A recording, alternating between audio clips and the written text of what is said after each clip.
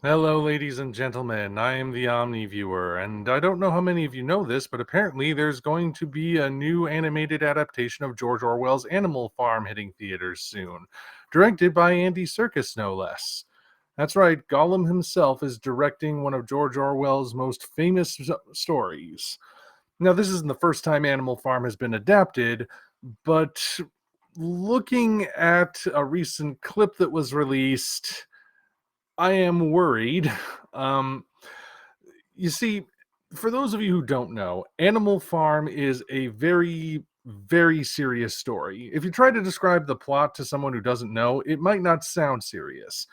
It's about animals who run the farmer off of the farm and then take over themselves. You know, sounds like a cartoon, right?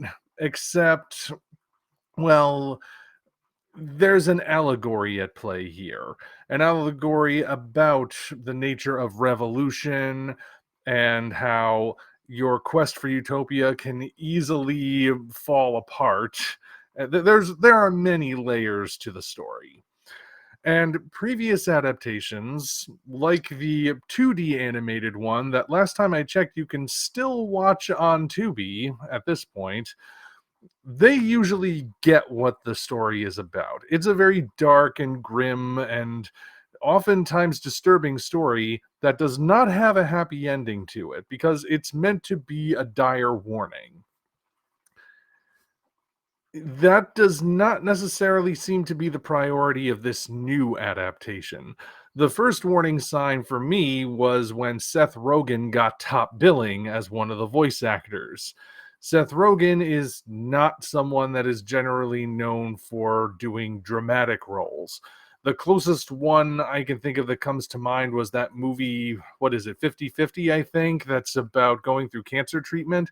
But even that's a dramedy. So it's a combination of comedy and drama. It wasn't fully serious. It was about finding humor in a serious situation. Other than that, though, he's just done comedies. Even the one time he tried to do a superhero movie with the Green Hornet, couldn't help but rework the whole idea to better fit the kind of character he's more used to playing rather than actually playing the Green Hornet. I'm never going to get past that because I'm a Green Hornet fan. But anyway, that recently there was a clip that was released from the movie showcasing what the animation's going to look like and everything. And I'll say the animation looks fine, but there's something about it that doesn't look right in terms of being an adaptation of Animal Farm. Now, I could speculate about whether or not they're going to get the message right because it seems like they're aiming for a race allegory when the actual allegory that Animal Farm, the original story, plays to is more nuanced than that, far more nuanced. I think the most blatant it can be interpreted is as a class allegory, but I haven't seen the whole movie, so I don't know if the actual ideas have been properly adapted or not just yet. But the tone of this thing, the way it's playing out, does not look like it's going to be a good adaptation. Again, if you look at previous adaptations, there's the 2D animated one. There was one that was done with puppetry from the Jim Henson Company.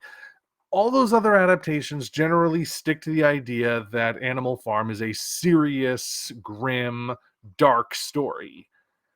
This looks like it's a funny kids movie. And I have a feeling that's exactly what it's going to be. Like, unless this is going to be one of the biggest bait and switch moments in Hollywood history, I think that's what we're in for. And even though there's a part of me that at first wondered what Andy Serkis was thinking, I have since started to wonder if maybe this was beyond Andy Serkis's control. I can I just don't think it's that hard to imagine this how this played out. I don't have any behind the scenes info, of course, but I can easily imagine that Circus wanted to adapt the story. He went around to all the different studios asking any producer who would listen, about the pitch he had for this movie, about adapting this dark tale in animation. And the producers would always say, talking animal cartoons are for kids. What do you mean you're going to make this for adults? And the only way he could get it greenlit was to finally say, all right, have it your way. I'll make it a kids movie.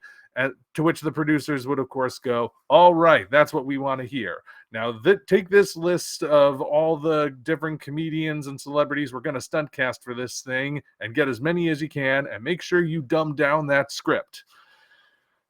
That's what I think it's going to be like. Probably kind of like the Illumination version of the Lorax. You remember how that turned out? The Lorax is, of course, another rather dark story from Dr. Seuss.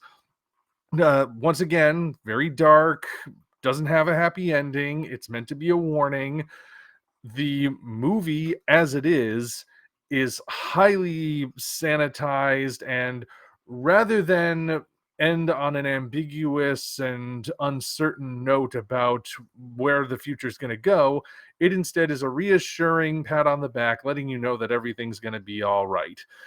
And of course, it had all the typical cartoon cliches that weren't in the original story.